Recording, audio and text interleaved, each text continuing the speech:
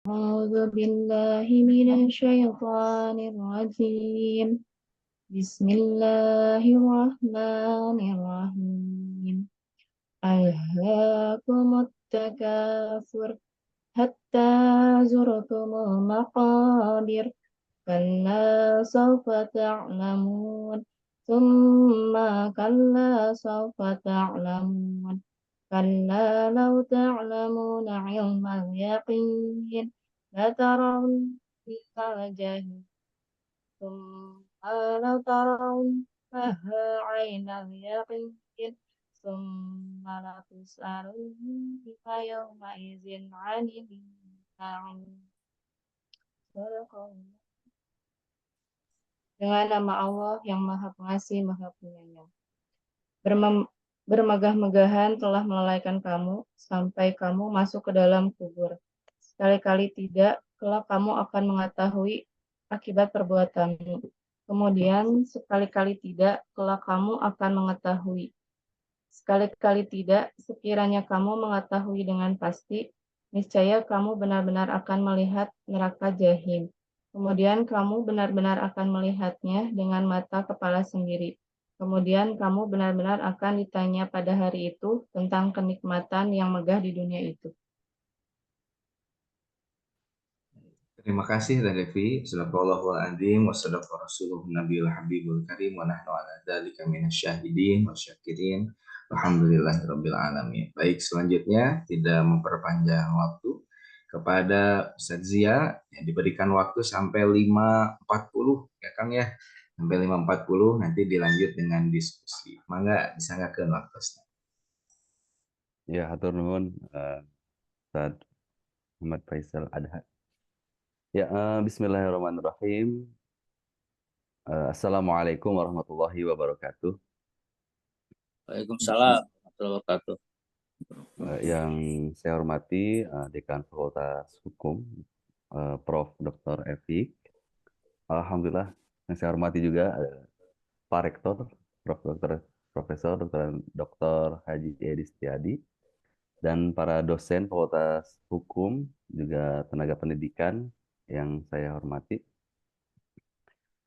Alhamdulillahirabbil alamin wa bihi nasta'in wa ala umuri dunya waddin. Wassalatu wassalamu ala asyrafil anbiya wal mursalin wa ala alihi washabihi ajma'in amma ba'du. Pertama-tama marilah kita mengucapkan puji dan syukur kepada Allah Subhanahu wa taala atas segala curahan nikmatnya, nikmat iman, nikmat Islam khususnya.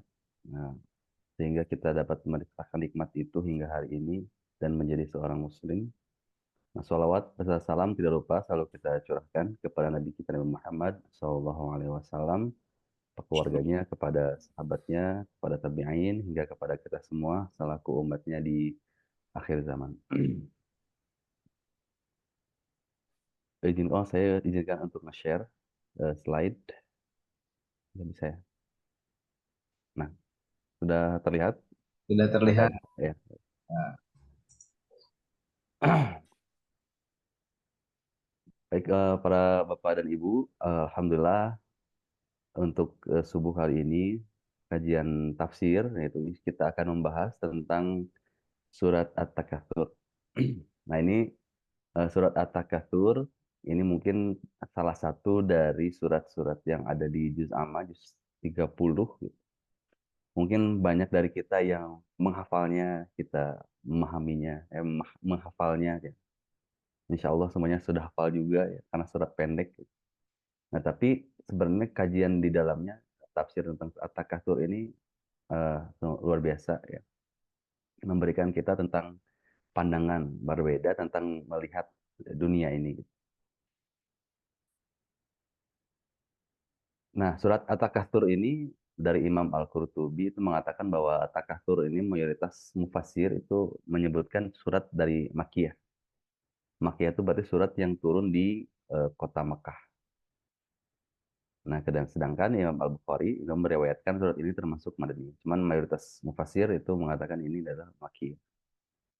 Nah, terdiri 8 ayat, 28 kata dan 120 huruf.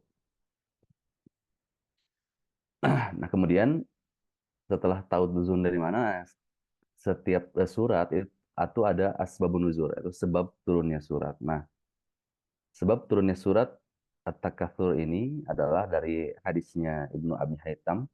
Nah, itu beliau berkata bahwa surat ini diturunkan berkenaan dengan adanya dua kabilah. Jadi ceritanya ada dua kabilah Ansor, yaitu Bani Harisah dan Bani Haris. Nah, mereka saling membanggakan, kemudian bersaing dalam banyak hal. Maka kelompok mereka mengatakan, salah satu pihak mengatakan, apakah di kalangan kalian terdapat orang yang semisal dengan si Fulan, bin Fulan, dan si Fulan. Nah, sedangkan di pihak lain mengatakan hal yang sama pula pada lawannya. Jadi mereka saling membanggakan diri, pak, pak sombong-sombong gitu, dengan orang-orang yang masih hidup. Kemudian mereka mengatakan, marilah kita berangkat menuju kuburan. Karena kan di Arab itu terkadang keturunan itu dibangga-banggakan juga. Keturunan itu maka sampai marilah kita berangkat menuju kuburan. Maksudnya adalah untuk melihat kuburan, bermegah-megah, lihat ini si ini kakek saya, ini bapak saya. Pokoknya bermegah-megah dengan eh, membanding-bandingkan, membanggakan kabilahnya. Lalu salah satu pihak mengatakan, apakah di kalangan kalian terdapat orang yang seperti si Fulan? Nah, seraya mengisyaratkan kepada kuburan seseorang. Sampai dibandingkan juga di kuburan juga yang telah mati. Nah, pihak lain mengatakan hal yang sama juga kepada kuburan yang lainnya. Maka turunlah firman Allah, Alhaakumut Takatsur. Nah, maka bermegah-megahan telah melalaikan kalian sampai kalian masuk ke dalam.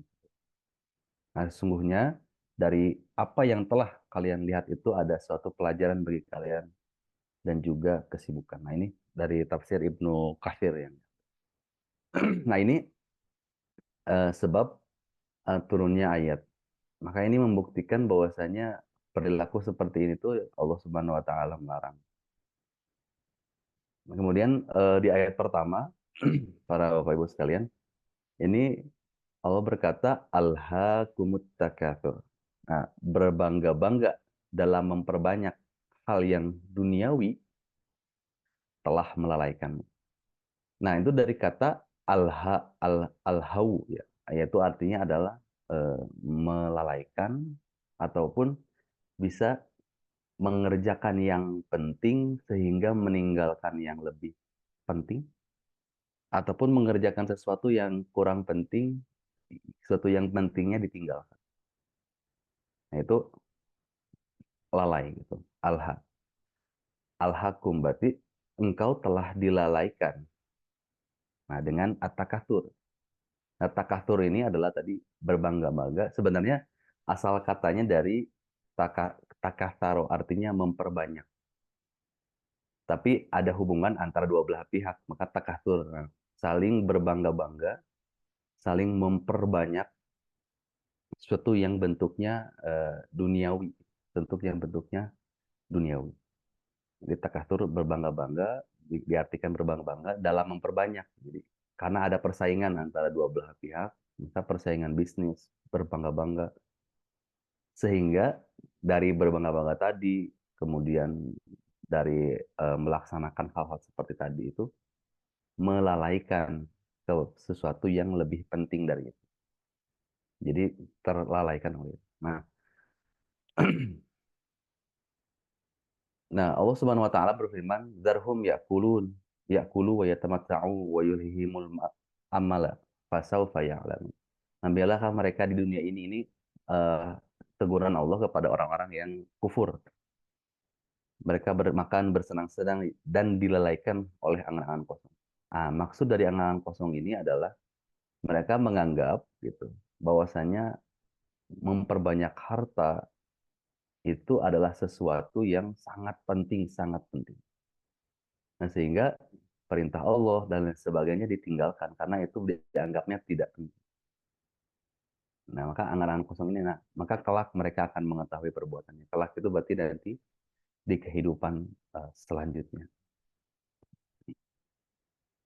Nah, maka Allah Subhanahu wa taala mencintai, ini disambungkan juga dengan surat An-Nur, orang-orang yang tidak dilalaikan oleh perniagaan. Jadi ada sesuatu yang dipuji oleh seorang yang dipuji oleh Allah, yaitu rijalun la tulhihim tijaratun wala bai'un an dzikrillah. Maka ada orang-orang yang tidak dilalaikan oleh perniagaan dan jual beli dari mengingat Allah, antikrillah, kemudian wa ita izakah, iqamis sholah, mendirikan sholat, wa ita izakah, ya khafuna yauma tataqallabu fihil qulub wal absar. Nah, mereka takut kepada hari ketika hati dan penglihatan menjadi guncangan atau di kiamat. Nah, ini memperlihatkan kepada kita dari ayat ini bahwasanya Allah sangat mencintai seorang yang melaksanakan perniagaan, kemudian jual beli, akan tetapi tidak melupakan dia an dzikrillah, dari mengingat Allah wa iqamis shalah. Karena mungkin saling berkompetisinya gitu, sampai menghalalkan segala macam cara supaya bisa lebih kaya, supaya bisa lebih megah, entah itu dari korupsi, entah itu dari menjual barang yang haram dan lain sebagainya, maka menafikan dari mengingat Allah. Jadi tidak peduli dari mana didapatkannya, yang penting saya lebih kaya daripada si A.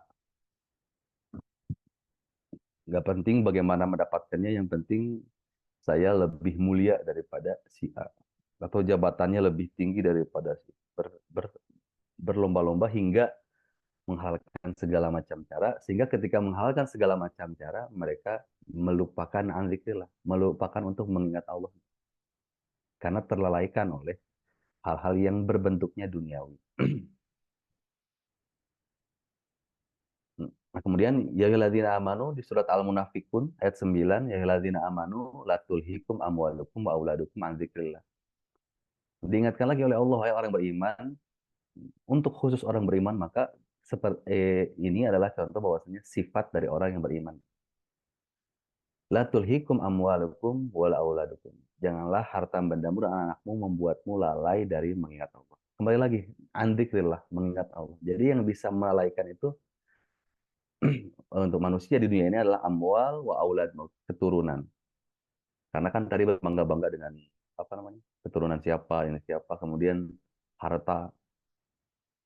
Nah, itu hal ini yang dibangga-banggakan oleh eh, manusia, sehingga tadi melupakan Allah, melupakan dari mengingat Allah. Maksudnya ketika melaksanakan semua perbuatan di muka bumi ini tidak sambil mengingat Allah, sehingga melaksanakan sesuatu yang tidak disukai oleh Allah, yang penting tercapai tadi apanya, kebanyakan amwalnya, hartanya, kemudian keturunannya dan jabatannya mungkin untuk saat ini. Waman yaf'al dzalika faulaika humul khasirun. Nah, Allah mengingatkan bahwasanya yang mengerjakan itu maka dia akan merugi. Ya. Maka dari 4 surat tadi, para Bapak Ibu sekalian, 4 ayat tadi, yaitu ada orang-orang yang terlalaikan itu dengan apa? Dengan kesibukannya dalam berniaga, kemudian kesibukannya dalam jual beli, ingin lebih dari orang lain, berkompetisi dengan tidak sehat, menghalalkan segala cara. Nah, sehingga dengan menghalalkan segala cara itu, maka itu bentuk dari melupakan dzikrillah, gitu. Lupa terhadap Allah. Jadi seakan-akan mengingat Allah itu hanya cukup dalam sholat saja. Dalam kehidupan tidak. Padahal tidak seperti itu seorang muslim. Dalam setiap kehidupan yang kita jalani harus melaksanakan apa yang diridhai oleh Allah Subhanahu wa taala. Nah, itu alhaakumut takatsur. Takatsur berbanyak-banyak harta, ada perlombaan di dalamnya. Kemudian hatta zurtumul maqabir. Nah, ini ada 2 penafsiran, yaitu sampai kamu masuk dalam kubur. Yang pertama adalah tadi seperti yang asbabun nuzul tadi. Asbabun nuzul tadi mengatakan apa? Sampai membanding-bandingkannya, mereka berangkat ke kuburan. Membandingkan, ada nggak yang lebih kaya dari si ini nih, dulu si ini punya hartanya segini. Seperti yang diceritakan di asbabun nuzul tadi, sebab turunnya ayat. Sampai ke kuburan pun mereka ngebanding-bandingkan, bukan hanya yang hidup. Di kuburan dibandingkan. Nah, itu saking sangatnya berkompetisi seperti itu sampai ke orang-orang yang sudah mati pun dia banding-bandingkan kekayaannya. Nah, kemudian tafsiran yang kedua, para mufasir mengatakan ada yang maksudnya adalah sampai berbuat takatur yang melalaikan kita itu hingga manusia itu meninggal. Jadi hingga orang yang melaksanakan at-takatsur, berbanyak-banyak harta, bermegah-megah dengan hartanya itu eh, sampai meninggal gitu. Hatta zurutumul maqabir, sampai meninggal dan menemui ajal. Nah, itu ada dua penafsiran. Jadi bisa dengan sampai mereka membanding-bandingkan dengan orang yang telah mati di kuburan, datang ke kuburan untuk melaksanakan itu. Yang kedua, sampai manusia yang melaksanakan at-takatsur tadi masuk ke kuburan. Ya, masuk ke kuburan. Karena yang pertama itu mengapa seperti itu? Karena ada kata zurtum. Zurtum itu ziarah. Nah, biasanya ziarah tidak lama. Nah, kemudian kembali. Kembali gitu. Nah, maka ada yang mengatakan itu zurtum itu sampai datang yang tadi seperti yang diceritakan asbabun nuzul. Tapi ada juga yang memaknainya bahwa sampai meninggal, masuk ke dalam kuburan. Jadi berziarah ke kuburan itu untuk dikubur dan tidak kembali gitu. Jasadnya. Nah, ini hatta zurtumul maqabir. Kalla saufa ta'lamu. Nah, kalau dalam terjemahan ini dari Quran Departemen Agama, sekali-kali tidak. Nah, bisa dikatakan sekali-kali tidak, bisa juga dimaknai dengan berhati-hatilah gitu. Hati-hati kata Allah. Saufa ta'lamu. Kelak engkau mengetahui. Ataupun bisa seperti ini, jangan ke sana. Nanti kalau ke sana kalian pasti tahu kenapa nggak boleh ke sana. Nah, tapi lebih dimaknainya bisa juga dengan hati-hati. Berhati-hatilah. Kelak kamu akan mengetahui akibat dari perbuatanmu tadi. Perbuatan apa? At-takatsur. Kemudian di ayat keempat ditambah lagi dengan summa kalla saufa ta'lam. Sekali lagi, maka bisa juga berhati-hatilah. Saya ingatkan sekali lagi, maka kelak kamu akan mengetahui akibat. Ini sampai ada penekanan dua kali Allah menekankan kepada kita di surat ini, para Bapak Ibu, bahwasanya berhati-hatilah sekali-kali tidak atau jangan melakukan itu. Kelak kamu akan mengetahui akibat. Ayat keempat, ayat kelima, kalla saufa ta'lamuna ilmal yaqin. Sekali-kali tidak, jangan melakukan itu. Maka berhati-hatilah, jangan melakukan itu. Sekiranya kamu mengetahui dengan pasti, niscaya kamu tidak akan melakukan. Nah, ini ada yang pertama sudah dua kali diingatkan, kemudian diingatkan kembali kalla lau ta'lamuna ilman yaqin. Pastinya bila kamu mengetahui dengan ilmu yakin, maka kamu tidak akan melakukan.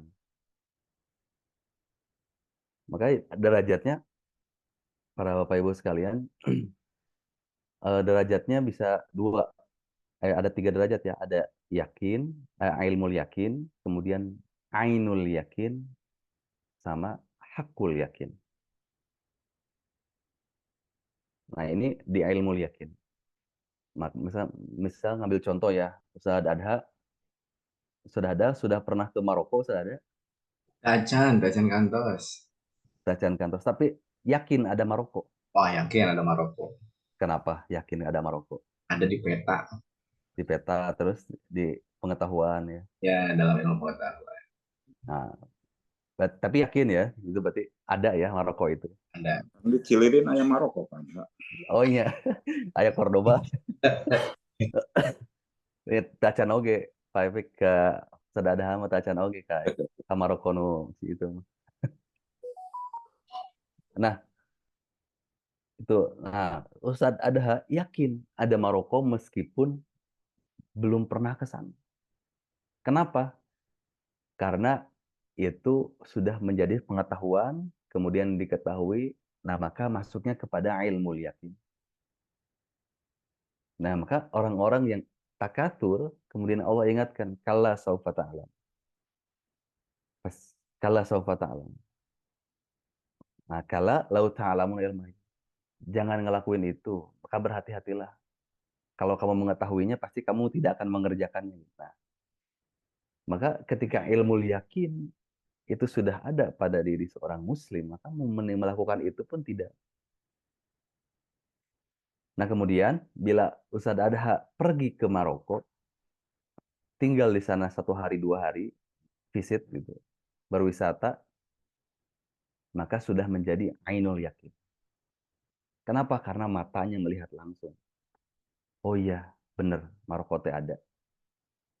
Nah, kalau sebelumnya ilmu yakin, maka seorang muslim meskipun belum meninggal, yaitu dengan informasi dari Al-Quran, dari hadis Nabi, tentang adanya hari akhir, hari pembalasan. Mana maka cukup dengan ilmu yakin tadi. Nah, maka bila ingin dibantah, cari lagi apakah Al-Quran itu salah. Nah, itu kan ke sana dikejarnya. Kalau takut informasi itu salah. Karena gak mungkin yang sudah meninggal hidup lagi gitu. Terus dia jadi yakin. Karena ratapan orang-orang yang sudah di neraka, kata Allah, ya Allah berikanlah aku waktu 1-2 hari lagi untuk bertaubat dan meminta ampun padamu. Mereka berharap seperti itu yang diharapkan. Nah, padahal ada ilmu yakin. Nah, ilmu yakin ini dari Al-Quran dan Al-Hadis. Sehingga keyakinan tentang hal itu tuh bahwasanya apakah itu sia-sia, tidak penting gitu. Nah, itu apa namanya? Menjadikan kita melaksanakan apa yang diperintahkan Allah dan meninggalkan yang dilarang. Nah, kemudian kalau tinggal di sana sampai 3 bulan atau kuliah di sana bertahun-tahun, nah, maka sudah menjadi hakul yakin, benar-benar yakin bahwasanya. Maka seorang muslim ketika mendapatkan ilmu cukup dengan ilmu yakin, maka tidak akan melakukan. Nah, maka pertanyaannya, memperbanyak berlomba-lomba dalam memperbanyak itu boleh-boleh, tapi jangan terlalaikan. Jadi bukan takaturnya yang dilarang, tapi takatur ini telah membuat kita lalai terhadap perintah Allah, mengingat Allah tadi. Nah, kalau lau ta'lamuna ilmal yakin. Nah, jadi melupakan. Maka kalau dosen itu memperbanyak berlomba-lomba dalam memperbanyak jurnal, nah itu mah tidak apa-apa ya, saudara ya, tidak apa-apa memperbanyak jurnal gitu. Memperbanyak lainnya hal-hal yang baik itu tidak apa-apa. Apalagi berlomba-lomba dalam memperbanyak ibadah. Nah, itu lebih luar biasa. Tidak apa-apa. Nah, tapi jangan sampai tapi kebanyakan manusia itu terlalaikan oleh harta, amwal ya, tijaroh, al-bai, itu jual beli, perniagaan, sehingga melupakan dari apa? Zikir kepada Allah, mengingat Allah, kemudian mendirikan sholat, meladap sahabat Rasul yang kaya. Ini simpan aja sampai busuk, kata beliau, di gudangnya. Tiba-tiba ada orang, wahai Abdul bin Auf, saya ingin membeli kurma yang ada yang Anda punya sana semuanya. Aduh, kebetulan kurma saya busuk semua. Niatnya supaya tidak mendapatkan harta dari itu ya. Ternyata iya, justru saya mencari apa namanya? Saya mencari kurma yang busuk kan untuk dijadikan pupuk dan lain sebagainya. Terjual juga. Nah, maka justru yang dicintai Allah itu dia apa? Karena jago berdagang itu mengejar harta itu. Jadi tidak perlu dihajar, dikejar untuk dibanggakan, disombongkan. Tapi berusaha atau berniaga itu tidak dilarang oleh Allah. Nah, itu jangan sampai tadi perniagaan, penjual beli itu merupakan kita dari zikir kepada Allah, mendirikan sholat, nah apalagi dengan berzakat. Karena banyak orang juga ketika hartanya sudah banyak, karena menganggap seluruh hartanya adalah hasil jerih payah dan keringat sendiri, tidak ada campur tangan Allah, maka tidak ada hak dari orang lain, tidak ada hak dari Allah untuk saya mengeluarkan saking cintanya terhadap harta. Nah, itu sudah berarti yang dia miliki itu sudah melalaikan dia dari mengingat Allah Subhanahu wa taala. Nah, itu tadi Bapak Ibu sekalian, jadi ilmal yakin maksudnya itu adalah tadi dengan memahami dan meyakini tentang adanya apa namanya akhirat, hari pembalasan, dan itu atakatsur, dan sehingga melalaikan perintah Allah itu melupakan kita. Nah, itu sudah ilmu yakin. Latarawunnal jahim. Nah, pasti kamu benar-benar akan melihat. Nah, pasti niscaya kamu nanti kelak akan merasakan, akan melihat al-jahim. Jahim itu adalah neraka, neraka jahim. Nah, ketika melihat langsung, nah berarti sudah menjadi ainul yakin. Oh, benar ada hari akhir. Tsumma latarawunnaha ainal yakin. Nah, ini kemudian diingatkan. Kemudian kamu pasti benar-benar akan melihatnya dengan ainul yakin. Niscaya kelak nanti di akhirat itu kamu akan melihat dengan mata kepala sendiri sehingga menjadi ainul yakin. Yang tadinya hanya ilmu yakin. Latarawunna, latarawunna ditekankan. Itu kalau dalam bahasa Arab ada penekanan. Berarti kamu pasti banget gitu. Kalau dalam bahasa kita niscaya akan pasti gitu. Nah, ainal yakin. Ha ini kembali ke jahim tadi. Ainal yakin dengan mata kepala sendiri sehingga menjadi yakin. Nah, nah ini ada juga yang menafsirkan yang ini para Bapak Ibu sekalian yang apa? Kenapa sampai dua kali? Kalla saufa ta'lamun, tsumma kalla saufa ta'lamun. Nah, ini mengisyaratkan ada juga sebagai penekanan yang pertama, yang kedua, yaitu sebagai bahwasanya yang pertama saufa ta'lamun. Nah, maksud ini ta'lamun yang pertama adalah alam kubur. Jadi ketika pasti ada siksa kubur bagi orang-orang yang lalai tadi. Alam kubur. Nah, kemudian yang selanjutnya tsumma kalla saufa ta'lamun. Ini yang kedua, alam akhirat, pembalasan. Hari kiamat, kemudian manusia di, ditentukan masuk neraka atau surga. Nah, jadi kenapa dua kali itu? Yang pertama ta'lamunnya adalah kepada alam kubur. Sofa ta'lamun, nanti lihat aja di alam kubur. Jadi siksa kubur itu hanya DP, baru DP ya. Baru down payment pertama gitu. Nah, kemudian tumakala saufata. Nah, ini mengasyaratkan ke di hari akhir, yaitu di hari pembalasan. Kemudian tadi ke ayat 7, la tarawunaha lagi. Maka derajatnya tadi yang pertama, yang belum, ketika belum kita percaya bahwasanya ada negara Maroko, meskipun belum didatangi, nah maka itu masih ilmu yakin. Tapi itu bisa dibuktikan dan yakin dengan hal itu. Nah, apakah kata Allah, apakah harus harus lihat dulu dengan ainul yakin sehingga kamu menganggap bahwasanya zikir kepada Allah, sholat dan berzakat itu lebih penting gitu, daripada atakasur sehingga lalai terhadap hal itu. Nah, maksud Allah seperti apakah harus dengan ainul yakin dulu gitu. La tarawunnaha. Allah yakinkan bahwasanya tadi ada keyakinan dengan penglihatan, kemudian summa latus alunna yauma idzin anin na'im. Nah, kemudian pasti benar-benar akan ditanya pada hari itu tentang kenikmatan.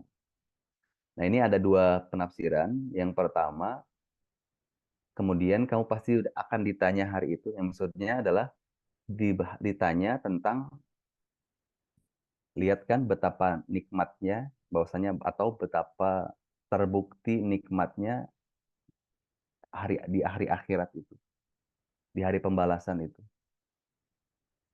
Jadi ada kenikmatan yang dia lihat dari orang-orang yang menikmati indahnya surga. Terus aluna yaumaidin anin. Lihat nikmatnya, betapa nikmatnya. Atau hari pembalasan tuh benar-benar ada. Nah, makna yang kedua itu bisa dimaknai dengan latus aluna yauma idzin anin naim, itu akan ditanya di hari akhir itu tentang nikmat Allah yang berbentuk duniawi itu, yang di dunia akan ditanyakan kepada oleh Allah Subhanahu wa taala. tentang nikmat, apakah kita bersyukur atau kita kufur. Jadi kalau diibaratkan, maksudnya kalau diibaratkan nanti di akhirat nanti akan ditanya, betul kan, bahwasanya di akhirat itu ada kenikmatan juga gitu maksudnya. Itu ketika yang penafsiran pertama, ada kenikmatan juga kan. Anda anggap bahwasanya kenikmatan itu hanya di dunia, di akhirat juga ada. Nah, maksudnya ditanya tentang itu. Nah, tafsir yang kedua tadi yaitu ditanyakan oleh Allah tentang kenikmatan yang diberikan oleh Allah yang megah di dunia ini. Nah, maka intinya adalah adanya pertanggungjawaban dari kita tentang segala nikmat yang Allah berikan. Maka kalau berkenaan dengan harta adalah dari mana didapatkan, kemudian ke mana dikeluarkan. Nah, itu akan ditanya tentang nikmat-nikmat tadi. Nah, para Bapak Ibu sekalian, dari 8 ayat ini, dari surat At-Takatsur ini kita dapat mengambil pelajaran ya, bahwasanya Allah Subhanahu wa taala ingin menunjukkan kepada kita kepada hambanya ya, bahwasanya ayat ini ditujukan bukan hanya kepada orang beriman tapi kepada seluruh manusia. Bahwasanya ada hal yang lebih penting dari hal yang Anda anggap penting, yaitu tadi karena orang-orang yang cinta terhadap harta, hobi dunia, mencintai dunia gitu. Sehingga mereka melupakan hal-hal yang padahal lebih penting.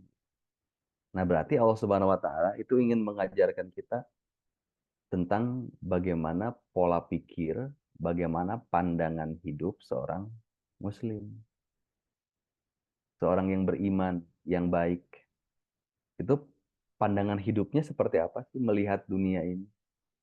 Nah, seperti ini melihatnya adalah bagaimana melihat bahwasanya berniaga, berjual beli tidak melalaikan kita dari mengingat Allah, mendirikan sholat dan mengerjakan zakat.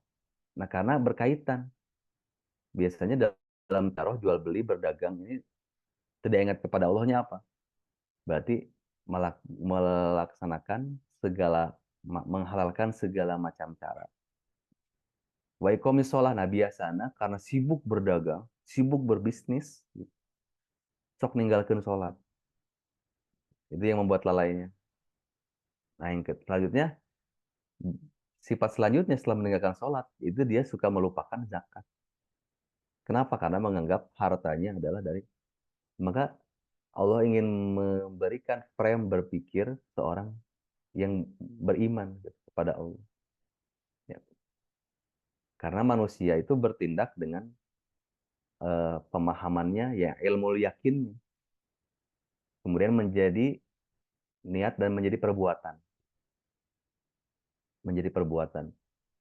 Maka tidak salah orang-orang yang tidak mempercayai hari pembalasan, mereka berbuat semena-mena di muka bumi. Misalnya melakukan genosida seperti yang dibuat oleh Israel pada Palestina. Jadi seakan-akan tidak ada hari pembalasan. Kemudian menzolimi orang lain dengan luar biasa. Seakan-akan tidak ada pengadilan akhirat. Tidak ada pengadilan akhirat. Nah, mereka ketika mempunyai keyakinan dan pemikiran seperti itu, nah maka dia akan membuat semena-mena di muka bumi. Tapi orang-orang yang yakin tentang hari akhir, ada hari pembalasan, bahwasanya ada yang lebih penting daripada hal itu, yaitu adalah melaksanakan perintah Allah, melaksanakan sholat, berzakat. Itu adalah lebih penting. Sehingga berbanyak-banyak dalam hartanya tidak melalaikan dia. Jadi digarisbawahi bahwasanya yang bukan takasurnya, tapi takasur ini menyebabkan kelalaian.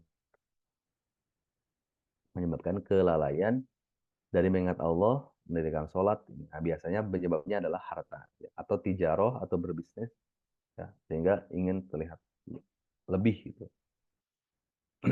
Nah, itu frame berpikirnya Allah ingin menunjukkan seperti itu. Bahwasanya seorang muslim yang baik itu frame berpikirnya adalah tidak duniawi ya, tapi ukhrawi, akhirat. Sehingga ada yang lebih penting daripada ini, sehingga kita harus tahu apa skala prioritas. Skala prioritas bahwasanya melaksanakan perintah Allah, mengerjakan sholat, kemudian berzakat. Nah, itu adalah hal-hal yang sangat penting dibandingkan memperbanyak harta dengan menghalalkan segala macam cara, kemudian meninggalkan perintah Allah, kemudian melaksanakan larangan. Nah, Bapak Ibu sekalian, dari surat ini, At-Takatsur ini, ya, kita mempelajari hal tadi. Ya, semoga kita semua dijadikan oleh Allah Subhanahu wa Ta'ala orang-orang yang terus melihat segala sesuatu di muka bumi ini dengan kacamata Islam, atau kacamata yang diridhai oleh Allah Subhanahu wa Ta'ala. Karena itu hal yang paling penting. Karena frame berpikir, kalau dalam bahasa filsafat world view, ya, maka kita harus melihat segala sesuatu di muka bumi ini dengan world view Islam. Nah, bagaimana, apakah Allah ridho dengan ini? Oh, ini lebih penting daripada ini. Nah, tapi kalau pakai world view-nya kapitalis, misalnya, akan berbeda. Gitu. Oh, nah ini loh, nggak apa-apa saya menzalimi orang lain. Yang penting saya untung. Yang penting saya. Nah, maka marilah kita memandang segala sesuatu di muka bumi ini seperti yang Allah ajarkan, bahwa ada yang lebih penting daripada tadi memperbanyak harta tadi, sehingga melalaikan kita. Ada yang lebih penting dari itu, yaitu beriman kepada Allah Subhanahu wa Ta'ala. Cukup mungkin Sadadha, sudah jam 5.45 ya. Siap. Atur nuhun bisa Ustaz Ya, Zia atas pencerahannya dari surat At-Takasur yang mengingatkan kita ya, agar tidak terlalaikan ya, agar tidak terlalaikan oleh kesibukan-kesibukan terhadap kewajiban kita sebagai manusia biasa kepada Allah Subhanahu wa Ta'ala. Baik, kita sapa dulu. Alhamdulillah telah hadir Prof. Edi. Sehat Prof, Pak Rektor. Kemudian ada Prof. Nandang. Alhamdulillah. Damang Prof. Nandang.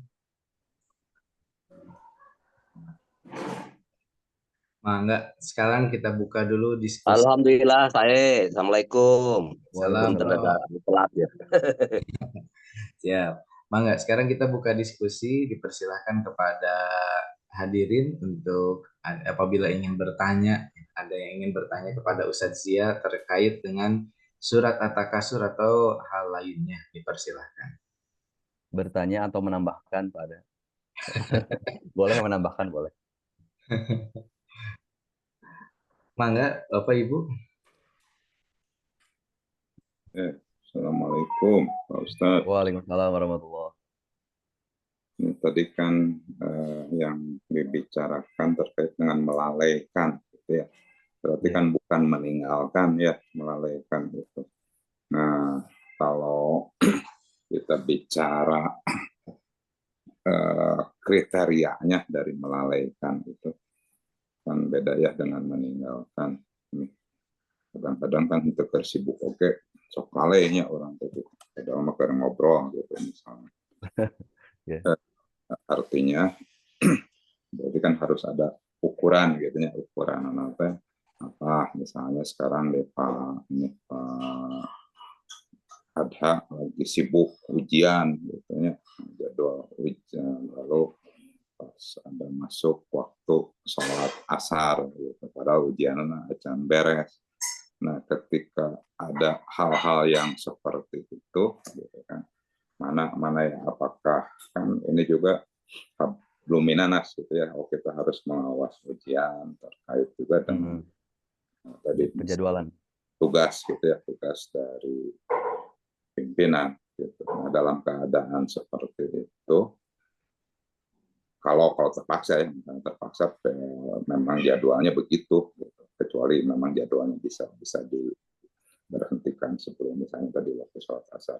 Nah, dalam keadaan seperti itu, maka yang disebut dengan lalai yang seperti apa gitu ya. ada dua kewajiban hukum, meskipun mungkin tingkatannya berbeda ya. Iya, Saya yakin betul. kewajiban hukum kepada Allah itu pasti jauh lebih tinggi dibandingkan dengan kewajiban hukum terhadap manusia. Nah, Iya, tetapi dalam keadaan seperti itu bagaimana kita harus menyikapinya? Mungkin itu. baik. Enggak pasti ya, langsung weh. Oh, langsung aja. Langsung. Jadi kempelkan heula Pak Ustadz Adha. Oh, mangga Bu, mangga Bro, mangga. Pak Dedi Tambi pertarasan. Baik. Aduh, Sekaligus menarosna Profesor Wungkul, aduh. ya, nah. Ini tentang tadi ya, ada kewajiban hukum atau apa sisi ya, baik untuk hablum minallah maupun hablum minannas. Jadi melalaikan itu. Saya pernah cerita nih dari sana kira-kira apa ini kejadiannya. Beberapa tahun yang lalu lah, mungkin sudah belasan ya. Saya bersafar dengan almarhum nih Pak Asar, Yarham, pas sholat Jumat. Gitu. Nah, ketika saya masuk ke masjid itu khotib itu sudah mau mengakhiri khutbahnya, karena sekali mata saya dengar pisan itu. Demikianlah isi khutbah pada siang hari ini. Saya kan karena malu tuh, karena di jalan, jadi saya berdua sama almarhum keketayapan itu masuknya ke masjid itu, sambil ya nggak berdiri ya, pokoknya ngetayap lah, gimana cara ngetayap gitu ya. Nah, pas saya mau duduk gitu ya, pas mau sila, itu imam itu tuh yang baru datang itu yang duduk sholat, bukan duduk gitu ya. Jadi kan sudah mau berakhir, maksud saya menghargai itu khatib, karena sudah mau berakhir saya tidak sholat dulu gitu, tapi langsung duduk. Itu saya ingat betul diskusi lah dengan almarhum, orang pegat senang kayak itu tahotib, wajib mana mendengarkan khutbah dengan sholat sunat. Nah, kita diskusi juga, apa sih ayat hadisnya, namun walaupun khotib sudah sedang khutbah ya kita harus sholat. Nah, itu akhirnya saya diskusi, tapi akhirnya memang tidak jadilah gitu saya nyagat eta khotib gitu ya, mau bertanya kita berdua itu. Nah, itu kan tadi kalau istilah Prof. Epik Pak Dekan, kewajiban hukum saya itu yang mana? Sholat sunat ya, atau mendengarkan khotib. Saya selama ini kan kita kalau sholat sunat mas sunat namanya juga, tapi kalau mendengarkan khutbah kan wajib rukun masuk kan dalam ya. rukun. Nah, walaupun tasih khotib akhirnya memperpanjang khutbahnya itu, jadi saya juga sholat karena disuruh beri era, karena itu udah konsentrasi karena geswirang gitu. Nah itu jadi di situ tadi ya, kalau dihubungkan dengan pertanyaan Pak Dekan tadi, lalai itu yang seperti apa? Apakah seperti saya tadi lalai tidak sholat, atau saya justru melihat sudahlah ini khotib mau berakhir, jadi saya memberi kesempatan ya untuk tidak ini. Artinya kan juga mungkin jamaah tidak nyaman juga, sudah mau berakhir tiba-tiba diperpanjang liga gara-gara menunggu kami sholat dulu.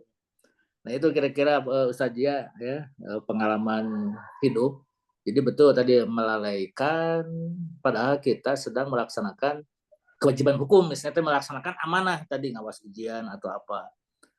Tapi memang dalam kehidupan sehari-hari saya sering mengingatkan kan kepada karyawan atau dosen, ya tinggalkan saja, ada misalnya staf saya lah, sholat dulu, duh kapameng Pak, yang saya saya pulang dari masjid juga dia belum selesai itu tugas itu, melaksanakan tugasnya. Artinya kan mending sholat heula sebenarnya mah, daripada mengerjakan baru itu selesai gitu. Nah itu kira-kira pandangan-pandangan atau pengalaman-pengalaman secara praktis ya, maka terangkum pada ditanggapi pada yang tegangannya. Memang faktanya kejadian-kejadian itu tidak hitam putih seperti ini kewajiban hukum, ini kewajiban asasi, ini kewajiban hablum minallah, hablum minannas. Nuhun Pak Ustad. Nuhun Prof. Waduh, ini pertanyaannya mantap. Ya, kewajiban mana nih ketika sholat Jumat? Jadi ada dua pertanyaan. Yang pertama adalah Nah, lalai itu kategorinya seperti apa yang bisa dikategorikan sebagai lalai. Yang kedua adalah ya tadi ketika Jumatan sholat dulu atau mendengarkan khutbah, dan juga dalam keseharian kita ketika mendengarkan azan. Mangga saja. Ya, baik, Bismillah. Saya jawab sesuai ini, apa, dengan kapasitas saya.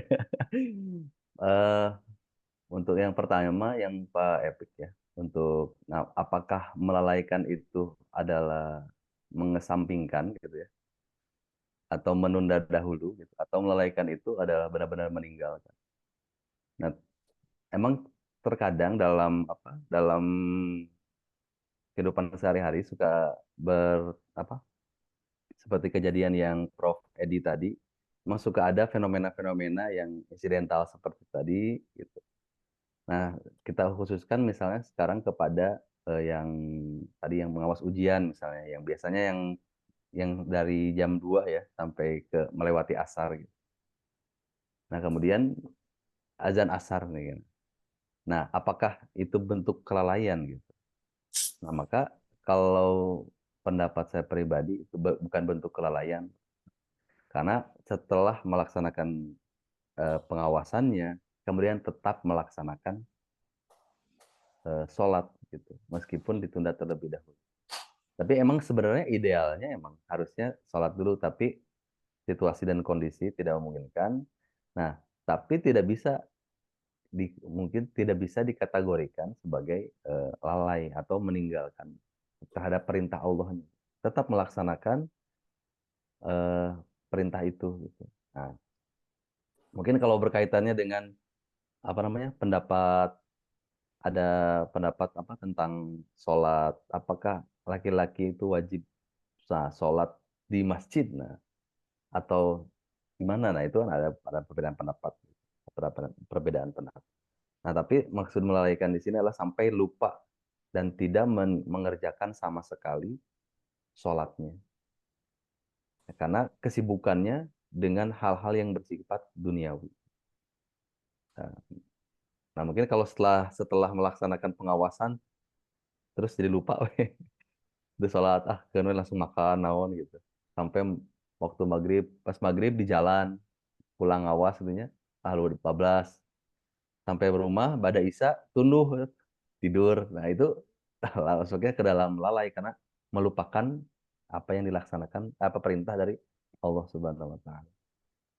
Nah, itu mungkin untuk yang Prof. Epik. Yang kedua yang dari Prof. Edi, nah, itu tadi ya, mendengarkan khutbah Jum'ah itu termasuk dalam rukun sholat Jum'ah. Nah, maka itu yang hal yang lebih wajib.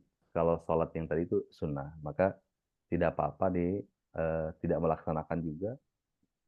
Akan tetapi di khutbahnya itu yang diperhatikan. Tapi bukan termasuk ke dalam lalai ya, seperti itu. Itu tidak masuk ke dalam lalai, tapi itu hanya apa? eh, Prioritasnya ya dilaksanakan dulu yang wajib terlebih dahulu. Ya kan tidak mungkin berdebat Ustaz ya itu. Iya, betul. Yang sering ketayap gitu itu jajal si Hotip dan nunjuk tuh. Sini tuh yang baru datang bukan duduk salat cerita gitu. Iya. Salatnya baru wirang ge. Nah, itu Wirang gitu. fenomena ya, bro. Unik. Tapi kan ada hadisnya begitu ya. Kalau tidak Iya, salah iya. dari riwayat. Ada, Prof. Ada itu. Ada. Begitu. Oke. Ya.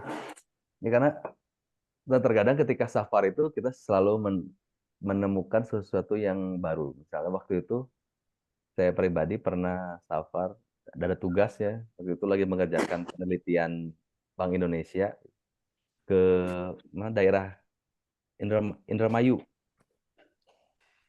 Sholat Jumat itu. Pas setelah beres sholat Jumat, komat lagi. Lalu sholat zuhur. Wah, saya kan di Jawa Barat begitu ya, Pak, di Bandung itu tidak common seperti itu, tidak biasa. Nah, itu ada hal seperti itu. Nah, justru dari situ kita mengkaji kembali tentang fikihnya. Oh, ternyata ada gitu. Hal yang seperti itu.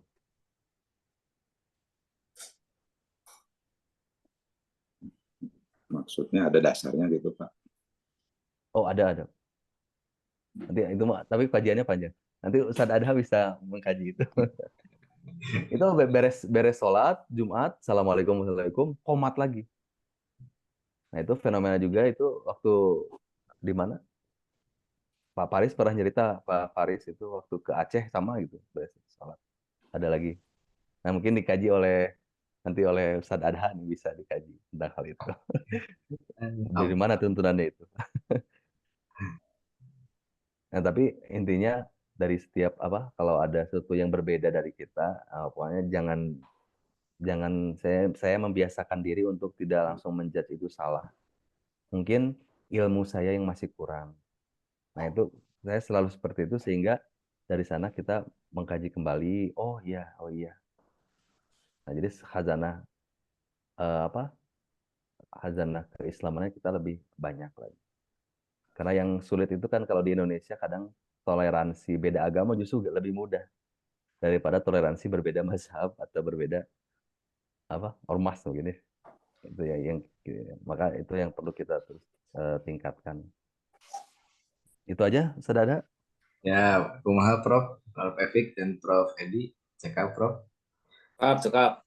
Ya, sedikit tambahan mungkin ya tadi betul setuju juga dengan Ustadz Zia bahwasanya yang kalau mengawas itu ya tidak melalaikan karena ya tetap kita mengerjakan. Kemudian ada kaidah dalam usul fikih bahwasanya apabila sesuatu itu lebih memadorotkan ya harus dilihat dulu sesuatu itu lebih memadorotkan atau tidak. Mahasiswa sedang ujian, kemudian kalau pengawasnya meninggalkan ruangan untuk sholat, nanti madorotnya itu lebih besar gitu karena nanti kemungkinan mahasiswa ya walau sekarang aja diawasi suka curi-curi untuk pakai chat GPT dan AI gitu atau copy paste jawaban dari yang lain ya apalagi nanti kalau pengawasnya tidak ada itu mereka lebih bebas jadi ya itu tidak termasuk kategori lalai. Kemudian mungkin sedikit Prof tadi ada ketika masuk masjid kemudian itu disuruh sholat.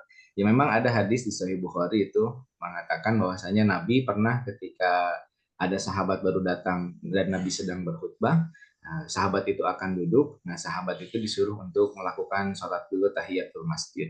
Jadi memang ada hadisnya yang terkait dengan melaksanakan sholat dulu sebelum duduk ketika walaupun khotib itu sudah akan menyelesaikan khutbahnya. Jadi boleh, tapi juga boleh kalau misalnya karena kita tidak enak dengan yang lain dan kemudian kita tidak melaksanakan sholat ya tidak apa-apa karena tidak semua jamaah itu mengerti tentang bahwasanya ketika datang ke masjid itu harus langsung sholat sunnah gitu ya. Nah kemudian tadi sedikit dari Sadzia yang sholat tapi bukan al-itharul wujub kan, bukan untuk wujub. bukan al-itharul wujub bukan. Tapi tadi sholat zuhur setelah sholat Jumat ada yang berpendapat ya karena mereka sholatnya bukan di masjid jami, sedangkan di mazhab Syafi'i itu kalau orang yang sholat Jumat itu harus di masjid jami. Jadi kalau tidak di masjid jami ada keyakinan sholat Jumatnya kurang sempurna. Jadi harus sholatnya di yang dikategorikan masjid jami. Kalau kita di Bandung susah masjid jaminya misalnya Masjid Raya Bandung, Pusdai gitu. Nah, kalau di situ penuh kurang ya bahaya juga ya. Jadi sangat itu perbedaan pendapat dan perbedaan pendapat dalam mazhab itu ya biasa wajar ya, tapi menjadi rahmat karena ya ada yang berpendapat condong ke situ mangga ada yang condong ke yang lain itu dipersilahkan gitu ya Ustaz Zia ya. Ya. Duh. Siap. Sedikit Pak. Kalau dalam hukum pidana, halo, assalamualaikum. Kalau dalam hukum pidana pembedaan antara sengaja dengan alpa itu kan lalai dalam hukum pidana ya, lalai. Bedanya itu kalau sengaja mengetahui menghendaki, kalau lalai itu mengetahui tapi tidak menghendaki, tapi dia tidak berupaya untuk menghindarkan yang tidak terjadinya akibat yang tidak dihendaki itu banyak itu sih kalau di hukum pidana antara dolus dengan kulpa lah itu kalau bisa biasa itu ya. Itu menghendaki dan tidak menghendaki akibatnya gitu. Gitu. Kalau di hukum pidana. Ya tapi intinya kan justru harusnya dia melakukan tapi tidak melakukan gitu ya. menghindarkan dari yang seharusnya ya gitu ya. Ya, menghindarkan dari yang seharusnya. Jadi memang alfa ya itu yang tadi diterangkan oleh Prof. Alhamdulillah Prof dapat ilmu baru. Oke. Alhamdulillah ditambahkan. Karena kan Ustadz Zia, punten. Ya. Tadi berarti kelalaian seperti tadi yang contohkan itu kan menjadi tidak termasuk kategori lalai karena pada akhirnya mengerjakan ya gitu kan. Kalau pada Ya, akhirnya tidak tidak mengerjakan itu disengaja. baru lalai. Nah, tapi mungkin mengerjakan juga jadi kualitas ibadahnya jadi menurun gitu ya.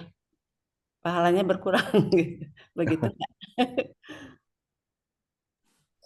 Kalau berbicara itu kan yang sebenarnya yang mengetahui itu Allah Subhanahu wa taala, yang memberikan apa?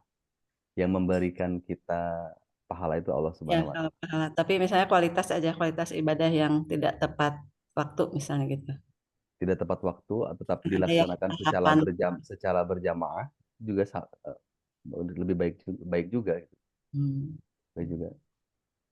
Ya karena kalau selama ini pengertian tadi kalau melalaikan itu kan ada tingkatannya ya. Si ibadahnya itu pertama ya ibadah sholat ya. Iya. Nah, itu kan ada tingkatannya. Kalau tidak saya pernah mendengar kalau sholatnya tepat waktu bagaimana, kalau apa-apa gitu ada lagi tingkatannya.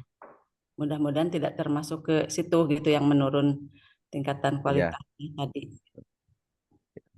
Maka kalau apa yang lebih baik itu pasti di awal waktu gitu untuk sholat itu. Nah, tapi bila diusahakan untuk di awal waktu.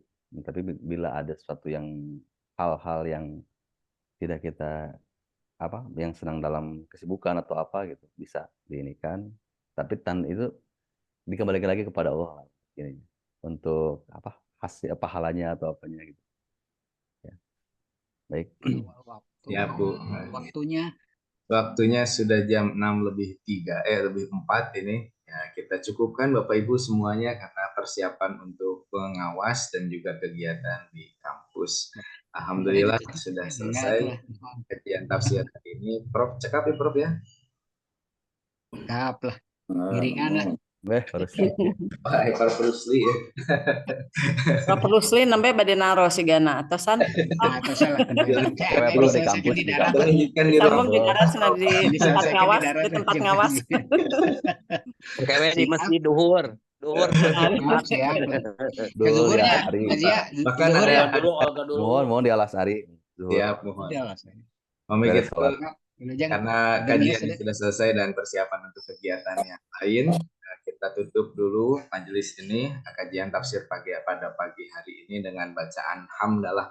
Alhamdulillah. Sebelum kita tutup lagi, sebelum kita baca doa kafaratul majelis, kita berdoa kepada Allah Subhanahu wa taala agar teman-teman kita di Akademika Fakultas Hukum dan juga Universitas Islam Bandung semuanya diberikan kesehatan, yang sakit diberikan sehat, yang sedang kesulitan diberikan kemudahan, yang ada niat baik semoga niat baiknya diberikan ada dalam ridho Allah Subhanahu wa taala, dan juga untuk mahasiswa kita yang sedang melaksanakan ujian semoga diberikan kekuatan, kemampuan dan juga keberkahan dalam ilmunya. Juga kita sekarang insya Allah memasuki bulan Rajab. Kita berdoa sebagaimana doa Nabi Muhammad SAW. Allahumma barik lana fi Rajab wa Sya'ban wa balighna Ramadan. Ya Allah, berkahilah kami di bulan Rajab dan bulan Sya'ban dan sampaikanlah kami kepada bulan Ramadan. Kita tutup dengan satu majlis. Subhanakallahumma asyhadu an la ilaha illa anta astaghfiruka wa atubu ilaik. Atur nuhun sadayana. Wassalamualaikum warahmatullahi wabarakatuh. Waalaikumsalam warahmatullahi wabarakatuh. Nuhun setia. Sadayana Prof. Waalaikumsalam. Sadayana. Atur nuhun. Atur nuhun.